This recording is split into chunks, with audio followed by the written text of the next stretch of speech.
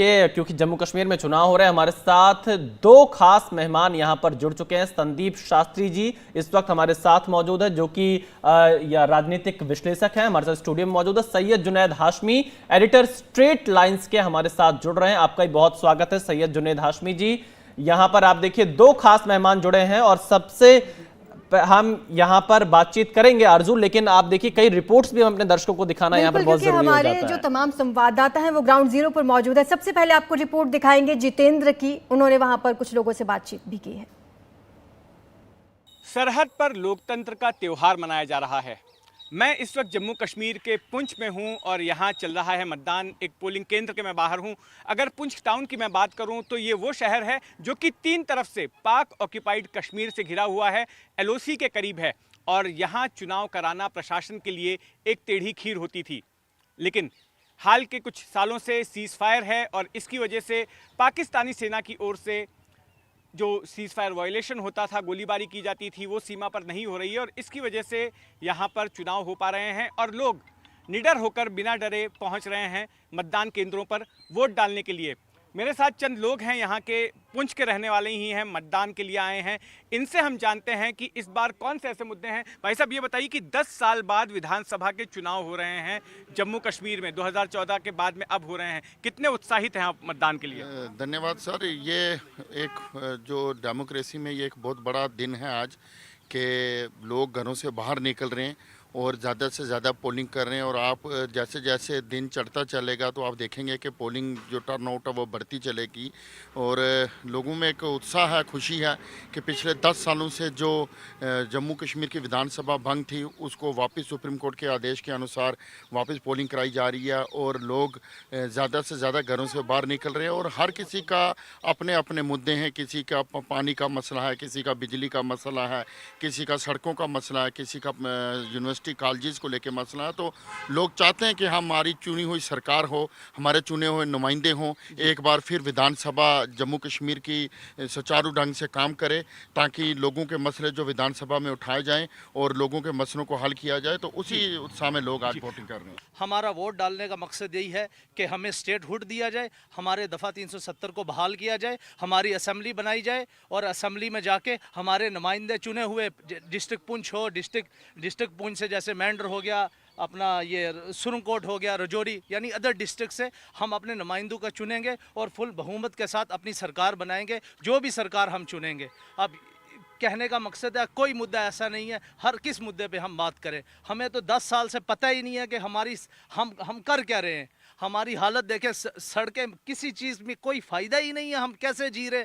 ना हमारा medical system, हम यहाँ से जम्मू जाते रास्ते में हमारे पेशेंट की डेथ हो जाती है। हमें बहुत दबाया गया है, मगर अब हमें गवर्नमेंट ऑफ इंडिया ने हमें ये हक दिया है। अब हम क्या करेंगे, वोट के ज़रिए अपना नुमाइंदा असम्बली में भेजेंगे, वो हमारी बात करेगा, तो हमें इसका बहुत बड़ा बेनिफिट मिलेगा। आइए कुछ और लोगों से उनकी राय जानते हैं कि कौन से ऐसे मुद्दे हैं जो उन्हें मतदान केंद्रों तक खींच लाए हैं और अगले विधायक से क्या उम्मीदें हैं आप?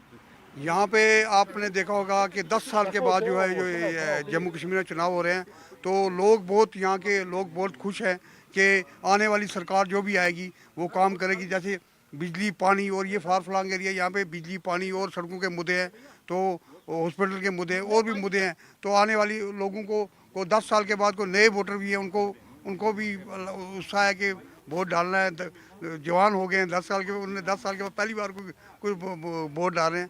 तो 10 साल के बाद यहाँ पे इलेक्शन हो रहे हैं, तो लोगों को बहुत उत्साह है और लोगों को बहुत खुशी है कि आने वाली सरकार जो है यहाँ पे जो कोई भी आएगी वो तरक्की और करेगी। तो आपने सुनी पुंछ के लोगों की बात और हम सुबह से ही देख रहे हैं 7 बजे मतदान शुरू हुआ था, उसके पहले ही लोगों ने मतदान केंद्रों के बाहर कतार लगानी शुरू कर दी और उम्मीद की जा रही है कि जैसे जैसे दिन आगे बढ़ेगा वैसे वैसे यहाँ पर मतदाताओं की तादाद भी बढ़ती जाएगी। कैमरामैन राजेंद्र दयालकर के साथ जितेंद्र दीक्षित, एनडीटीवी, पुंछ। जितेंद्र दीक्षित की यह रिपोर्ट देखिए। हमारे साथ दो खास मेहमान जुड़े हुए हैं। सबसे पहले संदीप शास्त्री जी के पास हम चलते हैं, राजनीतिक विश्लेषक स्टूडियो से हमारे साथ जुड़े हैं। संदीप जी, आपका बहुत स्वागत है। जम्मू कश्मीर में जो वोटिंग हो रही है दूसरे दौर की, इसमें आपके हिसाब से प्रमुख मुद्दे क्या हैं और क्या ये माना जाए मुफ्ती परिवार और अब्दुल्ला परिवार, इनका सियासी भविष्य इस बार के जम्मू कश्मीर के विधानसभा चुनाव तय कर देंगे? आपने सही बात उठाई। दूसरे फेज़ में किन विषयों पे ये चुनाव लड़ा जा रहा है, मुझे लगता है लोगों के हर रोज़ के जीवन के मुद्दे इस चुनाव में आप देखेंगे। आपके रिपोर्टर्स ने भी वो बात कही है कि इकोनॉमिक फैक्टर्स, रोटी कपड़ा मकान जो हम नॉर्मली कहते हैं, वो मुद्दा काफ़ी चल रहा है। पर मैं यहाँ आज के मतदान में 2-3 चीज़ों को ध्यान में रखूँगा। पहली बात, फर्स्ट फेज़ में 61% मतदान हुआ है। क्या दूसरे फेज़ में ये उससे ज़्यादा होगा, उतना ही होगा, उससे थोड़ा कम होगा, वो हमें देखना पड़ेगा। और मैं क्यों ये एम्फसाइज़ कर रहा हूँ, यहाँ पे 3 डिस्ट्रिक्ट्स, रियासी, राजौरी और पुंछ, जहाँ आज चुनाव हो रहा है, पिछले थोड़े समय से वहाँ ऐसे गतिविधियाँ आप देख रहे हैं जो हिंसा से भरी हुई थी। सो वहाँ पे किस तरह से चुनाव होगा। काफ़ी डिस्ट्रिक्ट्स कश्मीर के बॉर्डर डिस्ट्रिक्ट्स हैं, सो वहाँ पे कैसे चुनाव होगा। और जैसे प्रश्न उठाया गया, यहाँ 2 प्रमुख परिवारें हैं, अब्दुल्ला परिवार एक तरफ और मुफ्ती परिवार दूसरी तरफ। पिछली बार दोनों परिवारों के मुख्य दावेदार लोकसभा चुनाव में चुनाव हारे थे। इस बार वापस वो मैदान में हैं। इस बार उमर अब्दुल्ला 2 क्षेत्रों से लड़ रहे हैं।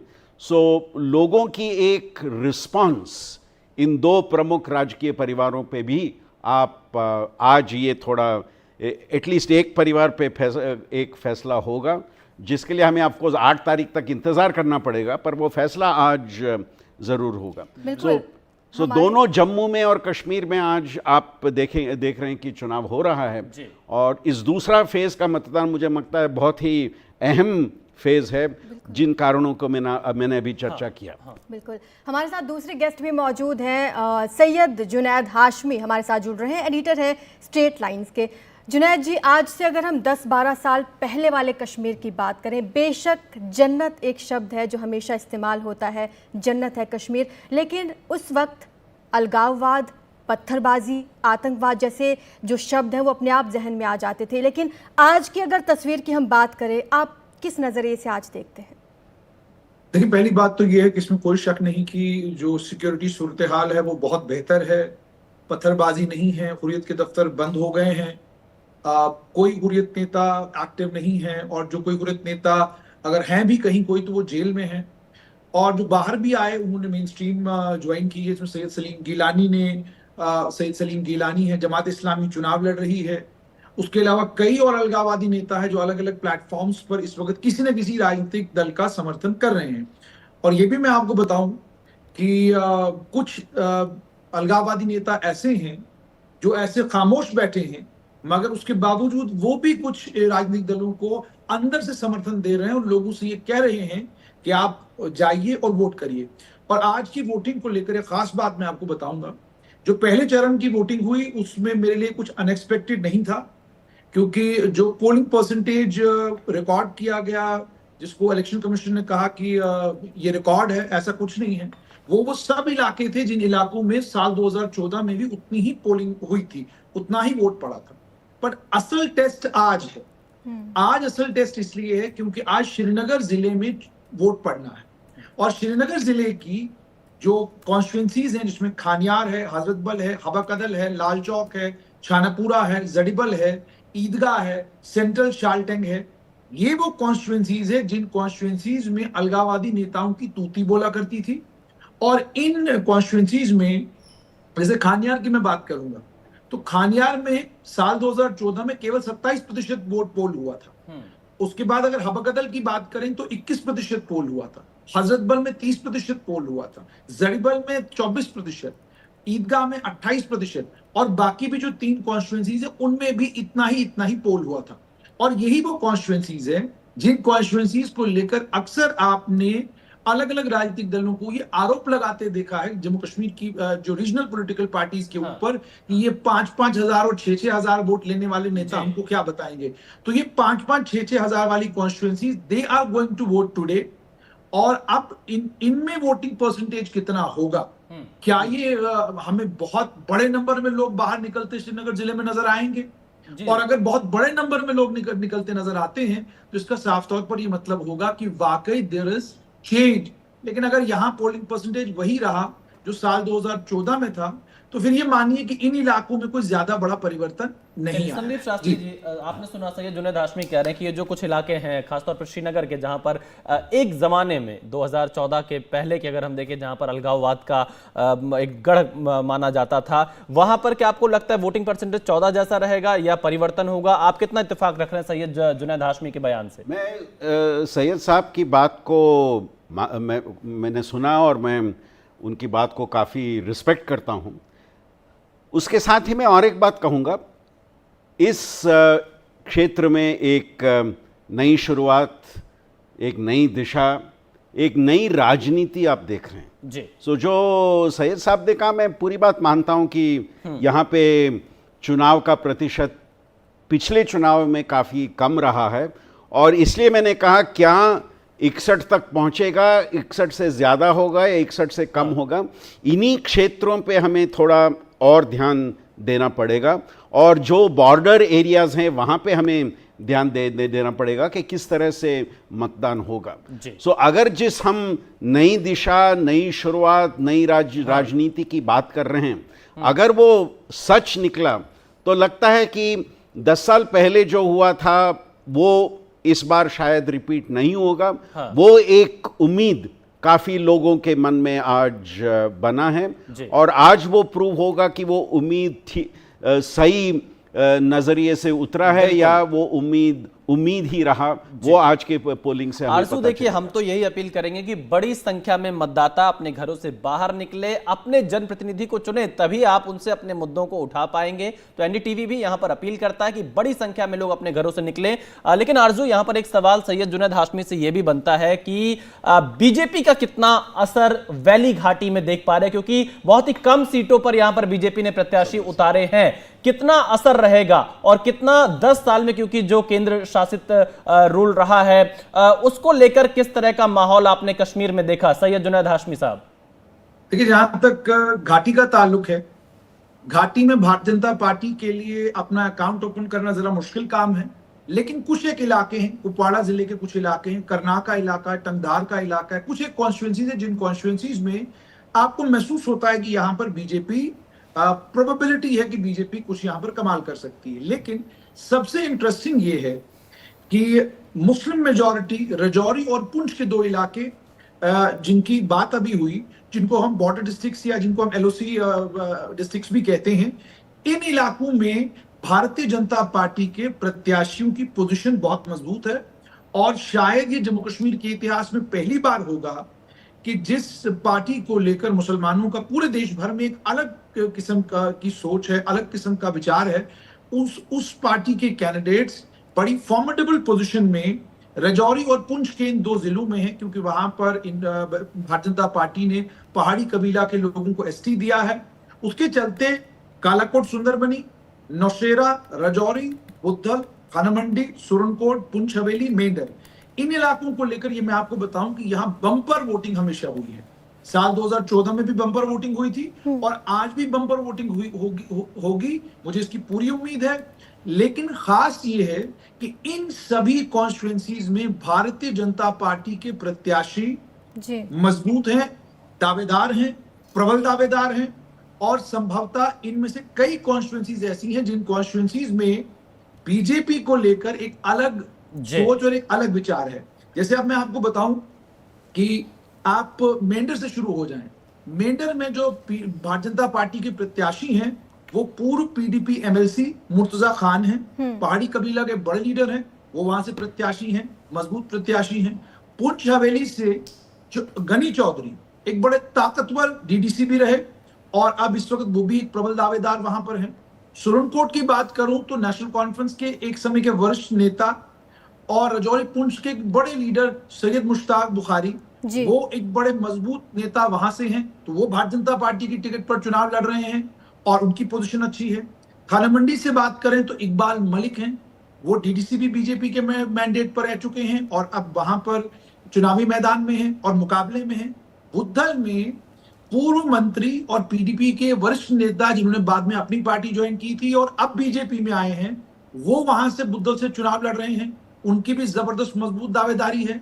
ये मतलब कोई ऐसा आम खाम मामला नहीं है। आप राजौरी की बात करें तो राजौरी में विबोध जी। गुप्ता हैं जो भारतीय जनता पार्टी के महामंत्री रहे हैं, और बहुत हद तक वो जीतेंगे या हारेंगे उसका वो भी निर्भर करता है कि मुसलमान वोट कहाँ जाता है। जी। और नौशेरा से खुद रविंदर रैना है, कालाकोट सुंदरबनी से एडवोकेट रणधीर सिंह है। तो जहां ये तक चुनाव घाटी का काफी कुछ तस्वीर साफ करने जा रहा है संदीप साहब, जैसे कि इस बार उम्मीदवार भी बड़े दिलचस्प हैं। एक तरफ आतंकवाद की विक्टिम है, दूसरी तरफ जिन पर आरोप है आतंकवाद का वो है, और तीसरी बात यह कि परिवारवाद भी हमने देखा इस बार, क्योंकि बड़े बड़े परिवारों के बच्चे भी चुनावी मैदान में हैं। तस्वीर काफ़ी क्लियर हो जाएगी इस बार। मैं अपनी बात को दोहराऊंगा, ये एक नई दिशा है। पहले के जो मुद्दे थे, पहले को जो विषय थे, जम्मू में Hindu majority Muslim majority areas के बारे में जो बात करते थे, मुझे लगता है कि राजनीति की दिशा बदली है। राजनीति की एक सोच युवा पीढ़ी में वो बदली है। उसका एक झलक हमें लोकसभा चुनाव में दिखाई दिया। हमें शायद वही झलक और स्पष्ट रूप से इस चुनाव में दिखेगा। तो मेरा मानना है कि मैं पुराने मुद्दे को ध्यान में रखूंगा, पर पुराने मुद्दे के आधार पे मैं अपना विश्लेषण नहीं करूंगा, क्योंकि मुझे लगता है ये एरिया बदला है, बदलाव हमने देखा है, और बदलाव का शायद प्रभाव हम इस चुनाव में इस बार देखेंगे। बिल्कुल, तो देखिए बदलाव का प्रभाव इस चुनाव में जरूर दिखेगा, ये मानना है संदीप शास्त्री जी का, जो राजनीतिक विश्लेषक है। आरजू, और बदलाव की तस्वीरें हम लगातार महसूस भी कर रहे हैं जब से धारा 370 वहां पर हटी है, और इस बात को हर कोई स्वीकार कर रहा है कि आज जैसे सुरक्षा के हालात वहां पर हैं, ऐसे हालात पहले नहीं हुआ करते थे। आरजू, बिल्कुल, क्योंकि ये चुनाव एक नई दिशा तय करने जा रहा है। ये चुनाव उम्मीदों का चुनाव है। हमारे गेस्ट कुछ बोलना चाह रहे हैं, उनको सुनवा। जी, मैं ये कहना चाहूंगा, संदीप जी की बात को थोड़ा सा आगे लेकर जाना चाहूंगा। किसी ने ये बात नोट नहीं की कि ये जम्मू कश्मीर के पहले चुनाव हैं जिन चुनावों में अलगाववादी विचारधारा रखने वाले लोग चुनाव में हैं, लेकिन आजादी की बात नहीं है, रावलपिंडी की बात नहीं है, सब्ज रुमाल की बात नहीं है, पाकिस्तानी नमक की बात नहीं है, रास्ते खोलने की बात नहीं है, ना ही कोई बात अच्छा हाँ कैदियों को लेकर बात जरूर होती है, लेकिन कोई नहीं कह रहा शबीर शाह यासीन मलिक को छोड़िए, कोई नहीं कह रहा अलगाववादी नेताओं को छोड़िए। मतलब ये साफ तौर ये बड़े बदलाव की तस्वीरें हैं कि बहुत बड़ा परिवर्तन है। और परिवारवाद को लेकर अंत में एक बात कहना चाहूंगा संदीप जी की बात को ऐड करते हुए, कि आपको जानकर हैरानी होगी कि लगभग 35 परिवारों से ताल्लुक रखने वाले युवा इस समय चुनावी मैदानों में हैं और अपने पिता या अपने दादा की लेगेसी को कंटिन्यू करने के लिए चुनाव लड़ रहे हैं। जी जुनैद तो साहब, आपने बहुत सही तस्वीर बताई। संदीप शास्त्री जी, आप भी पूरी तरह से आपने तस्वीर साफ की। आप दोनों लोग हमारे साथ जुड़े, बहुत शुक्रिया। हम आगे भी आप लोगों से अपडेट लेते रहेंगे।